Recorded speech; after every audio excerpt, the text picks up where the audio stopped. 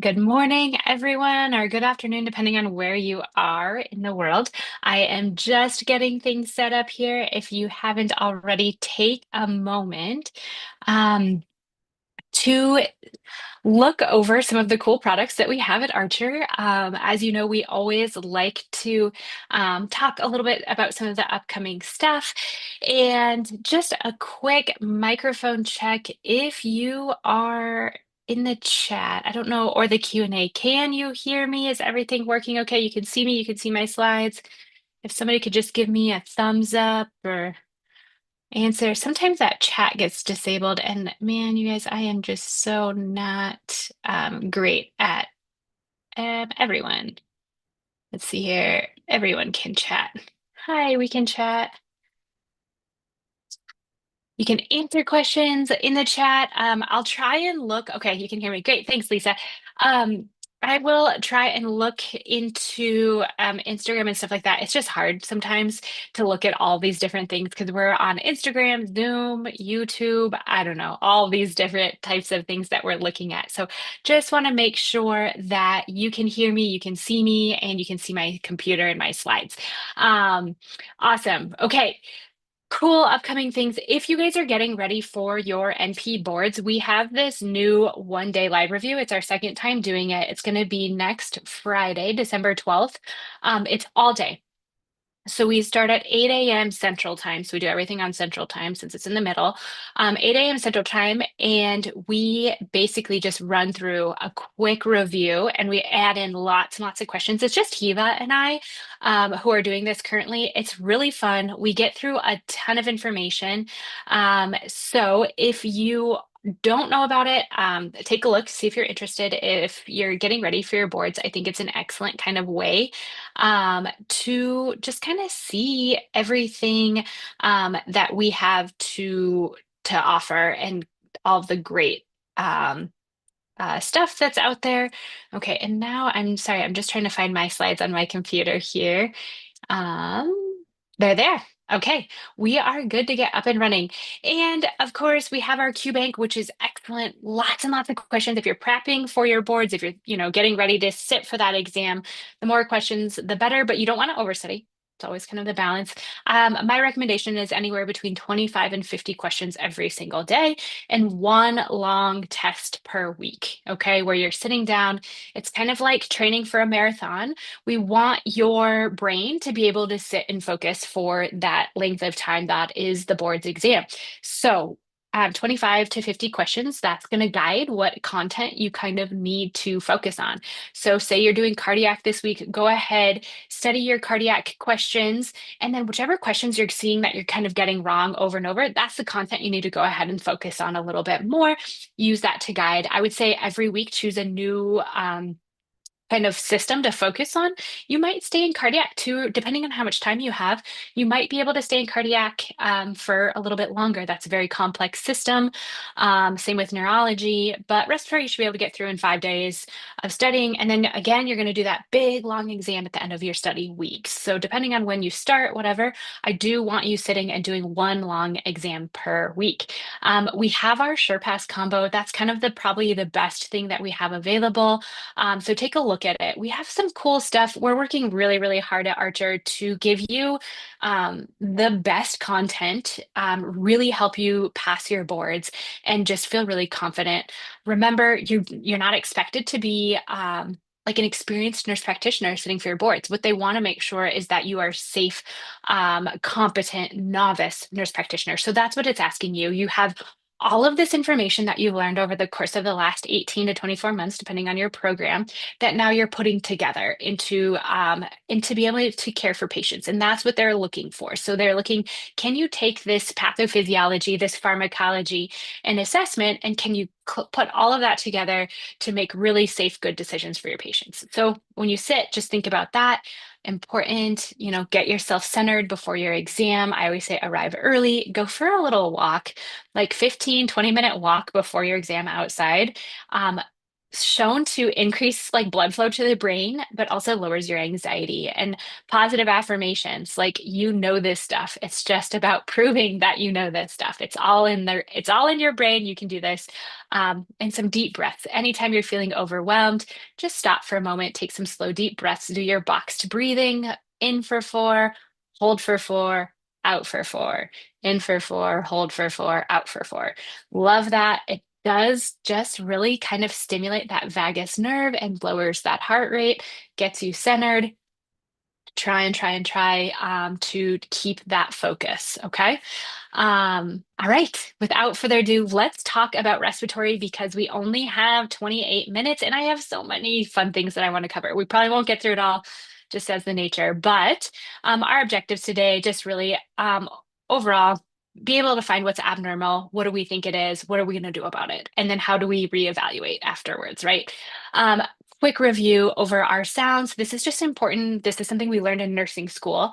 Um, the reason why a respiratory assessment is so important because it gives us some clues, right? We are investigators. We're investigating a human body and we're trying to understand what exactly is going on, trying to solve the case. And that's kind of what I think. So we have all these different clues coming at us. What our patients are telling us, what we see, what do they look like, what do they sound like, right? We have to take all of this information and then sometimes we get to do things like lab work or x-rays or CTs and help us further figure out what exactly is the issue. And then we get to do all the fun things to try to make it better. Okay, so Ronchi, this is really kind of that first really low pitched sound comes with congestion when airway is being blocked. Um, and we think about that. Sorry, back up. Normal breath sounds, vesicular is what we consider quote unquote normal. All right, that's low pitch, just kind of a soft sound. We should hear it throughout the entire lung fields. We're not listening just at the top. We're not listening just at the bottom. We're listening to the entire lung fields, and we're not forgetting about our right middle lobe because we can have something going on just in that area. So make sure you always come over and listen to the right middle lobe as well. I always say listen throughout the entire lung sounds and listen to lots of people's lungs. People are in for a physical exam. You should be listening to their lungs. Do I think I'm going to find anything abnormal? Probably not. But what it helps me do is didact exactly what is normal, right? And the moment that we understand normal, then we can start understanding what is not normal. And that's why it's so important to continue to look and listen and do all of our assessment skills on all of our patients because that's how we get to be really, really good nurse practitioners. Okay. So with the Ronchi, abnormal breath sound indicating airflow obstruction, characteristic of a low-pitched snoring sound. Pretty easy to pick up on these guys. You probably hear them pretty common. I think of congestion, mucus obstruction of that airway happening. We can think of inflammatory conditions, pneumonia or cystic fibrosis could be part of that. Next up, we have rails. You probably heard of these guys referred to as crackles. Really, really common. When I think of crackles, I think of Rice Krispies, right? I don't know if you guys, I don't even know, do they make Rice Krispies? Yeah, we still have Rice Krispie trees. I don't buy them, but do you remember when you pour on the milk onto onto the Rice Krispies and they start to crackle and pop? That is really what we hear. When somebody has something like pneumonia, and what it is you have some fluid in the bases of those lungs, typically is where it goes. Just gravity, I think it pulls it down to that area. You have fluid in there. And then when you're breathing, now you're pushing air into fluid and you're hearing crackle, pop, crackle, pop. Think of the Rice Krispie sound. And that indicates something like some sort of fluid on there, typically heard on inspiration. But there are something signaling airflow impairment, likely pneumonia, bronchitis, pulmonary edema. We could see that in a more chronic condition like COPD. But that's what I want you kind of thinking about that sound to hear. Next up, we have wheezing. I think of this as wind passing through really tight spaces. I live in Colorado, sometimes we get some wicked wind out here. And as it's passing through that narrow space, it starts to howl a little bit, right? It makes like a little bit of a higher pitched sound. It's a little eerie. That's what a wheeze is. It's going through a narrowed airway. So we're pushing and we're trying to get that breath sound all the way through that airway. But because we have inflammation, now it's going to get this sound, right? And it can be inspiratory, it can be expiratory, but there's some constriction happening. If that sound moves, so I hear on asthmatics, I tend to hear that wheeze kind of in those upper lung areas first, but you can hear them anywhere throughout that lung field. Keep listening so you can describe where exactly you're hearing it. Um, and what you think's going on. But if we hear that up into the neck area, the change of the name, we have a change of name. We call it stridor. Same etiology. We're thinking of airway narrowing. We're thinking of that sound. We can think of foreign bodies. So if a kiddo or I guess anybody is choking, they may have complete obstruction, but they may actually be getting some airway movement through, and that becomes, and it sounds like stridor. We can also have allergic reaction, swollen tonsils. Croup is very, very common. It's a little bit scary. I remember when my son, he was about a year old, first time that he had that croup cough. I'll never forget it. We ended up going in. I wasn't a nurse practitioner at the time. Going into the hospital. It was my best friend's wedding. Kind of a bummer deal, but they did. They went ahead and gave him dexamethasone um, and a bronchodilator to go ahead and open things up. He was totally fine. And then you just kind of learn as a parent, okay, what do I do next time croup happens? Take him outside, cold air, open the refrigerator, anything like that can help. But we want to respond to it just in case. Smoke inhalation, anything that's causing that. Complications from head and neck surgery can be another thing that would cause a stridor sound.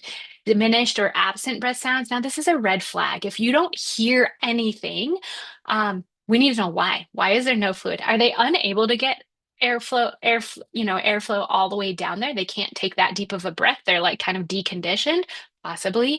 But is there like so much fluid, or is that lung collapsed? It's no longer even expanding.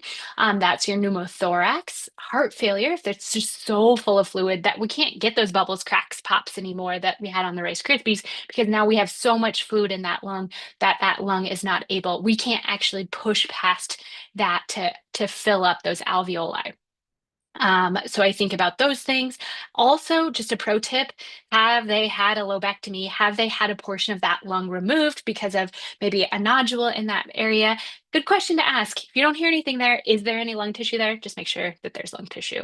If you want to take a quick snapshot, here's just another description that I like to go over with folks so that you can kind of hear all of these different things. Oh goodness, I just lost my slides. Where did it go? Sorry, guys, I just lost my slides. Oh, they're there. There we go. Okay.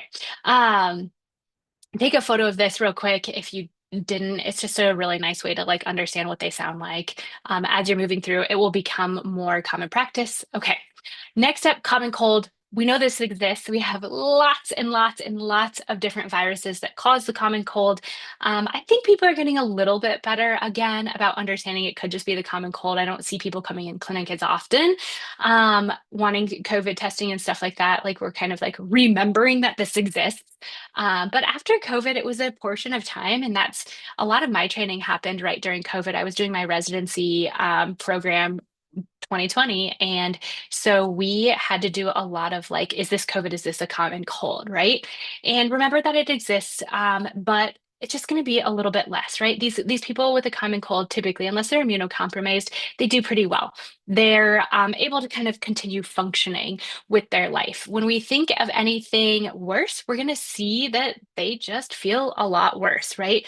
We can see things, like with vaccinations and so forth, may make influenza or COVID look kind of like a common cold. And so it's really hard to differentiate. And so that's why I always give some grace to my patients when they're coming in.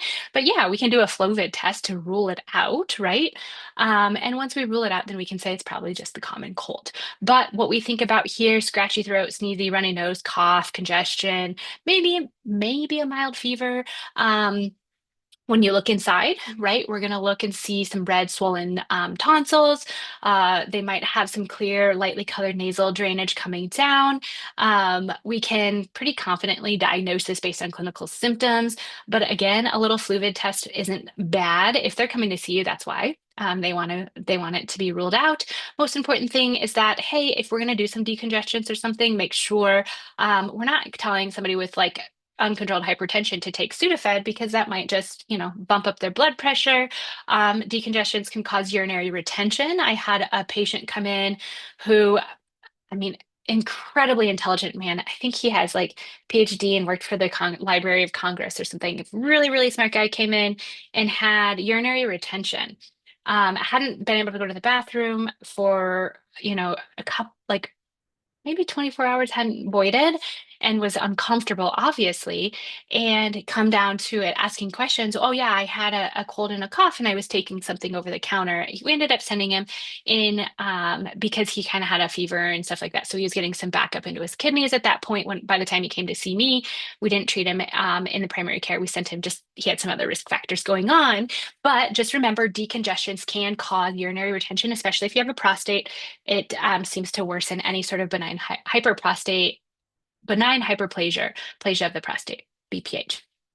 Okay, bronchitis, common respiratory condition. We think about inflammation of those bronchial tubes can occur as a result of a viral infection like influenza or just the common cold. Some people seem to be more apt to get bronchitis, right? You hear them like, oh, I have bronchitis every winter, and it lasts forever. It just seems that those people have more reactive airways to things. My husband being one of them just seems to get the cough that just kind of lingers and lingers regardless. Um, Bacterial infections can also cause this. Smoke pollution can cause it. So if somebody's smoking or exposed to secondhand smoke, that can cause their bronchitis in those lungs to just be a little bit more reactive.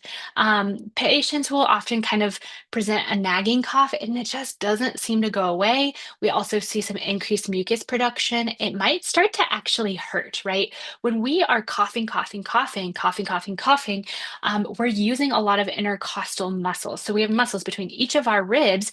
And when we're coughing, we're actually working those out. So just like when you go to the gym and you do some new workouts and you feel those muscles like, oh man, I just, I can feel the pain there. We can actually have that intercostal pain and costochondritis as well. Um, and I think of that a lot with bronchitis because of that kind of ongoing cough. And now people now come in with chest pain and they're worried about that. The thing that differentiates a costochondritis or pain from like overuse of those muscles from a cough is that when I touch them, they're sore. Okay, I can reproduce or that pain, or they're tender to touch. That gives me some real comfort in knowing it's probably not cardiac. I'm going to ask my cardiac questions to rule out any cardiac etiology. But if I can reproduce the pain by touching and you have a cough, I'm more likely to go towards a costochondritis diagnosis here. Okay, COVID-19 infection. We know all about it. Test for it, stay at home. Make sure that I still advocate for vaccinations around COVID-19. And overall, we know that things can go south really quickly. We're not seeing that as much anymore, but it still exists, just making sure that we understand it's highly contagious. We want to make sure that the symptoms that we're recognizing, fevers, chills, like the common cold, but on steroids, right? So that's really what we're seeing. It can lead all the way to respiratory failure. We did have a lot of deaths around COVID-19 because we didn't quite know how to treat it. People didn't have vaccinations, but now we're getting a little bit better and able to better control that. So making sure that we're recognizing these things, loss of taste and smell, go along with that. But the virus is evolving year after year. And so we're seeing constantly a little bit different presentations and different levels of severity with COVID-19. But main importance here is just recommending that we are getting our vaccinations. Same with pertussis. This is a vaccine preventable disease. Really important. This is what we call the whooping cough. If you don't know it, I would just write down on a little side note, watch a YouTube video on pertussis, listen to a baby cough. You'll feel good about offering vaccinations if you hear that. The cough can become so bad that we actually have cyanosis when they do this whoop, and they can get to the point of vomiting because of the cough with bordetella pertussis. It is a nasty thing. We need to protect our young and elderly through vaccines. So I always recommend it. And we're going to treat the patient who tests positive with macrolides, also family members who are closely exposed will get a treatment as well, because it is very contagious and it can lead to respiratory distress and respiratory failure as well. So that's why we care a lot about it. When I think of macrolides, I'm thinking erythromycin, azithromycin specifically for the treatment of this. Our vaccine against this is the DTaP or Tdap in adolescence and adulthood. We do the booster, comes along with our tetanus booster every 10 years. Okay. Make sure we recommend those. All right. On to pneumonia. Pneumonia is something we got to be able to recognize right away in our patients. And the reason we want to recognize this is because it can get bad fast, right? We have people who die of pneumonia, sepsis pneumonia, um, maybe too frequently. I actually had um, in my hometown, my mom told me about a case of a young girl who went in and was told that she had a cold and went home and she actually died from pneumonia. And I don't know all the ins and outs. There's probably a lot more to the story, obviously, but it was missed. And so this is why I want you to feel really confident. And as a new nurse practitioner, you may be ordering more tests than what maybe I order because you don't quite have this experience of seeing what people look like. So lean on those extra things if you need to rule out things like pneumonia. I don't want you to just send people home and let them think they just have a cold. If in fact you're listening to their lungs and you're hearing any sort of abnormality there, go ahead, order that X-ray, order the CBC. Okay, quick quiz. All right, so the nurse practitioner is completing a physical exam on a geriatric patient with pneumonia. Which of the following would be expected on auscultation? Wheezing, stridor, agophony, or mediastinal crunch? Sorry, I didn't change this question. I don't love this question, but do you guys remember from your assessment class, what do we see with a pneumonia? If you said C, you got it right. Gophony. So that's where the sound changes over an area of consolidation. Patients say E, and it sounds like A. And so that's one thing we can do to kind of help confirm our suspicions. But listening and hearing any crackles or anything like that is something we really want to do. Stridor again is up in the upper airway. We may hear a little bit of wheeze with somebody with pneumonia if they have, maybe those reactive airways. But really, what I want you to do is get a chest x-ray. So, getting a chest x-ray and knowing how to read these will be an entire class. We don't really have time to do that. But if you're working in an urgent care setting, where you have access to x-rays, you'll probably be responsible for doing what we call a wet read or just an initial read. And you can do that and treat based on what you see on an x-ray. Now, working in a primary care setting, we are a standalone primary care clinic. I don't have access to an x-ray machine. So if somebody's stable and I'm suspicious for pneumonia, I'm sending them to like an external imaging center. And x-rays, typically they can get them in same day.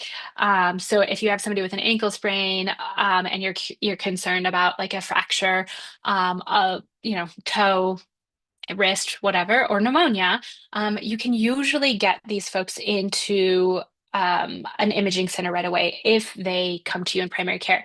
Now, if they're unstable, we're going to send them to the emergency room, right? So if we're suspicious of pneumonia and we're looking at the curb 65 and these folks are not doing well, and what we can see and we're concerned about their ability to take care of themselves, then we're not treating them at home. We're not sending them to an outpatient imaging center. But what you would see is these cloudy infiltrates. So we kind of lose those costophrenic angles. See here, we have these nice sharp costophrenic angles on both sides. What we lose with pneumonia is this consolidation in those areas, okay? And that's really the big takeaway. So cloudy infiltrates, consolidation on X-ray is pretty much consistent with a pneumonia. So if you see that on a test exam, that the X-ray showing that in the base of those lungs, are loss of costophrenic angle, that's what you should be thinking is a pneumonia type presentation. Okay, so bacterial pneumonia, probably our most common, right? So streptococcus pneumonia, we have our H flu mycoplasma. We have vaccines for these as well. Really important to advocate for those. But our symptoms kind of range from cough, fever, and chest pain to like that deep pain on inspiration that we can have our patients tell us to more serious symptoms, right? We could get all the way to respiratory failure and we can die from pneumonia. We can see older folks with a little bit of confusion. Diagnosis would be considered a late sign if we're not oxygenating well. Those folks are not staying in a primary care setting or an urgent care setting. They're going on to an ICU unit likely. So just being able to recognize how stable is my patient? What does it look like when they get home, right? If they walk out of here, do they have anybody at home to kind of watch and help them if they need to? They're sick. People with pneumonia are sick. And so we need to make sure that they have the care that they need. My daughter's best friend was in the hospital last year for, goodness, like 4 days with pneumonia. So this is a serious thing. She's a healthy, normal kid. But so it's something not to be missed. Okay.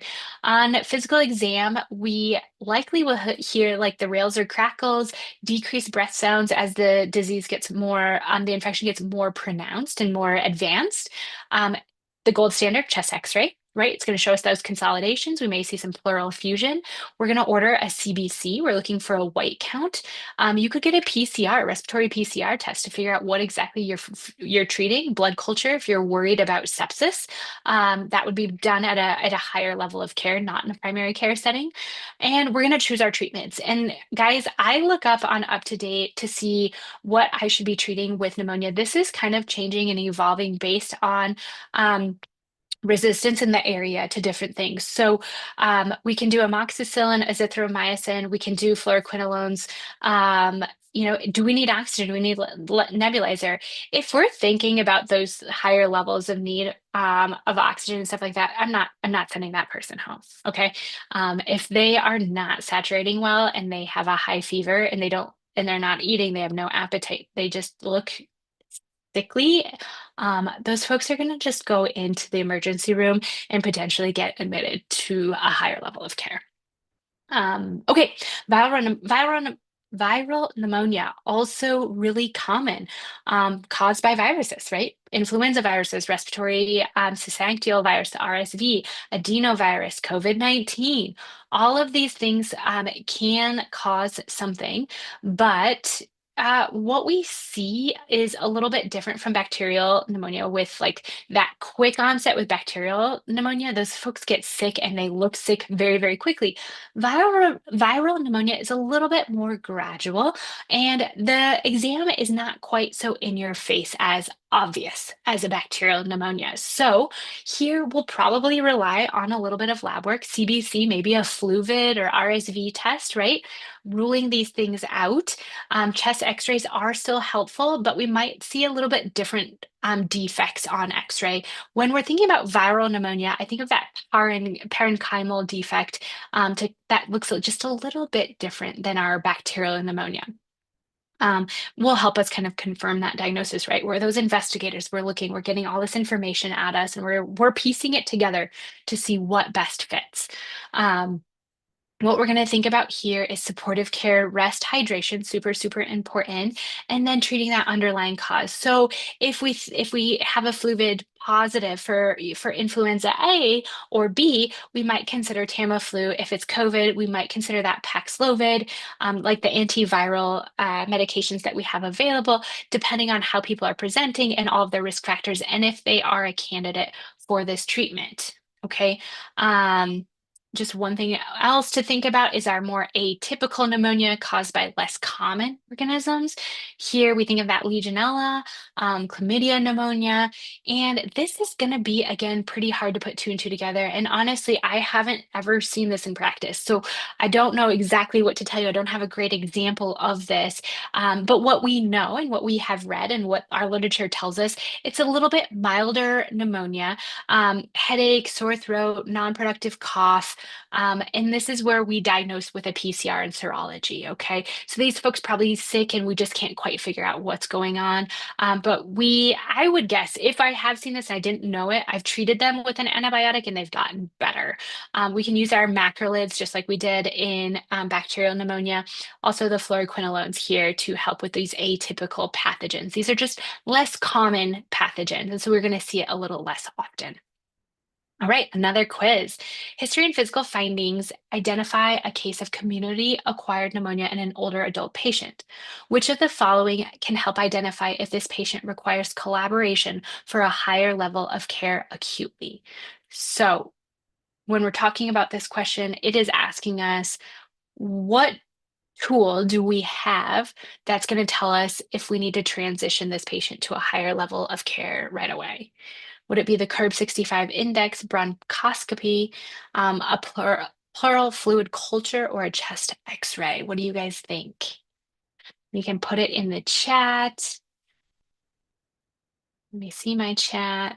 All right. Everybody's right. You got it, guys. A. It's that curb 65. So, um, a chest x-ray is going to help us diagnose it. But to decide, does this patient stay with me or do I send him home? Or do I need to send them to a higher level of care? We use the curb 65 to really distinguish what we're going to do with this patient. And so, what that looks like is we're going to score based on these things. And we might not have access to all of these things in the primary care setting. Remember, I don't have access to stat labs. But if I have confusion, if I have a respiratory rate, blood pressure, and somebody over 65, they're they're out the door, right? If they look sick, it's better to be safe than sorry. And it's hard to make this distinction because nobody wants to go to the emergency room. And so you're always kind of, I have this guilt of like, well, what if I send them and they don't actually need to be there? Okay, that feels like, oh, that sucks. Like, I'm sorry you spent the money and the time and you probably got exposed to some other things. That sucks. But what if I sent them home? Right. And that's what I want you to think about. What if you sent them home and something worse happened? What's that look like? And that's kind of the conversation that I have a little bit with patients. It's like, I just think I don't have all the tools of what I would like to do as far as an investigation to make sure you're going to be safe, and that's my job. And I just think in this case, the best, safest option is going to be to just go get an evaluation stat, like a little bit quicker than what we can offer in primary care. And worst case scenario, they discharge you same day. Best case scenario, I should say. Best case scenario, they discharge you same day and you get to go home. And I was just being ultra conservative in the primary care setting. Now, worst case scenario is that we send you home and you are really, really sick and we don't get the support that we need and things get worse. Um, Best prevention of pneumonia is definitely going to be our vaccines, making sure we're advocating for vaccines. There's a lot of information out there right now and a lot of concern around vaccines. We still, in the medical science world, are saying, like, what we know, this is the safest way to prevent a lot of different things, including pneumonia. Okay, I have 1 minute. Let's talk about pulmonary embolisms. I give the example of a pulmonary embolism when I was on, I think it was my graduate when I was a graduate student at the University of Washington, and a 20-year-old fellow student. I didn't know her, but we heard about the thing, especially being in my program, about her collapsing suddenly. Okay, she was 20. She was on a birth control. She was walking to class, and she collapsed. Unfortunately, she did not survive. She was later found out to have a pulmonary embolism. Now, I say this because it can happen in that setting, okay? We think about pulmonary embolisms oftentimes in a post-op surgicals, anything that provokes clotting. And so my guess is there's probably an underlying clotting disorder that was undiagnosed in this patient. And, adding that increased estrogen that is processed through the liver increases the risk of clotting. So if you put on an estrogen patch or you have an progesterone only IUD, we can avoid those. However, if we're taking oral estrogens and we have some sort of underlying thing, or we smoke and we're over the age of 35, now we're just putting more insult to injury and we're increasing the risks, okay? Now, that doesn't mean we don't do birth control. We know that pregnancy in and of itself puts us at a high risk of clotting. And so we have to weigh the risks and benefits of this when we're having conversations with our patients. And potentially, as people get older in age, if they're smoking, if they're over the age of 35, we start considering safer options for contraception because, like I said, being pregnant in and of itself is a risk factor for pulmonary embolism or DVT. Okay, so oftentimes what we think about is patients who have been kind of immobilized for a little bit. So, have you been on a flight for a long time and you're sitting and or post-op and you've been laying down for a long time? Anything where blood is kind of pooling causes an increased risk of clotting, atrial fibrillation, right? That atria is fibrillating, which allows a little bit of pooling in that in the atrium itself. And when blood sits for too long, it starts to coagulate. And that's the same thing. If we're laying flat, sitting on an airplane, and we're not using the heart, which is the gastrocnemius, the calf muscle is our lower extremity heart, which pumps blood back up, then what that happens is that blood is kind of pooling, sitting for too long, it starts to coagulate, increases the risk of a clot, and that clot can then form and then get kind of thrown. To an unfortunate area, the brain or the lungs, where it causes more devastation. So something to just be aware of. Things we want to look out for is, any shortness of breath, chest pain, coughing up blood. That pink kind of foaming at the mouth is a sign of this. I would say that's a late sign, but something to really, really be on the lookout for in your risk factor patients. And so that's why I tell people, if you've been sitting for a while, I one patient that I did have, he traveled across the United States, was coming home after, I don't know, 2 days in the car, and he had diabetes, hypertension, and his age, and he had pain in the back of his right calf. Um, I sent him in to get imaging because I was worried about a DVT, and sure enough, he had a DVT. We were able to get him started on to he saw hematology, and I'm blanking right now of exactly what they did, but I think he was on, is it Xarelto? I think he was on long term because of this, and it wasn't the first time he had had it, but he was new to me, new patient to us. So we were like, hey, we need to like do this whole thing, and sure enough, it was, and yeah. So something just to look out for. Okay, here, this is kind of similar to my thing, but let's do this patient real quick. A 54-year-old male presents to your office with acute shortness of breath, a sense of impending doom, right knee arthroplasty 1 month ago, and just returned from a cross-country driving trip. Oh, man, this does sound like my patient. His history includes hypertension, dyslipidemia, metabolic syndrome, and current meds include aspirin, amlodipine, atorvastatin. He drinks two alcoholic beverages daily and has smoked one pack of cigarettes since his late teens. He denies any illicit drug use. Physical exam is grossly normal. You suspect a PE. What diagnostic test will likely be used to rule out this diagnosis? Interesting. Doesn't even tell us why we suspect it, but all of a sudden we're jumping to a PE. Okay. So, what do you guys think? Is it A, D dimer, B, chest CT with pulmonary embolism protocol, a ventilation perfusion scan, or electrocardiogram? And this is what I love about boards, because you're going to get multiple tests, right? Probably get many of them. But what's the question asking us? It's asking us what diagnostic test will likely be used to rule out this diagnosis. What helps us rule it out? We have other things that are going to help us rule it in or out, but which one's going to be definitive? That's what I want you to know. Which of these is a definitive rule out? All right, I'm looking at my chat. And I have some people saying B. Yes, that is correct. So D dimer, yeah, we'll get it. Sure. An electrocardiogram, yeah, we're going to be getting that as well. The D dimer, but the chest CT is what's going to be the sure shot. Is it there? Is it not there? Right? That's what's going to tell us the answer. So that's the safest, best answer of what this question is asking. Now, if you thought D, if you thought A, you weren't wrong. You want to get those things. But what I want you to know in the board's exam specifically is what's going to rule this out. What exactly is this question asking me? And that's when you're going to find your best answer. Okay.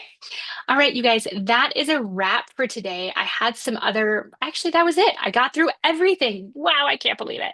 Okay, I hope it was helpful. I hope you have a wonderful weekend. It's Friday. Yay. I'm not doing anything tonight. I'm so excited for that. Maybe play like some board games with my kids. I just feel like a really quiet winter evenings is what's in order for this Friday night. I hope you all do wonderful wherever you're at in your studies. And join us if you are available. And it sounds like, this is what you need. That 1 day live review next week is going to be really awesome.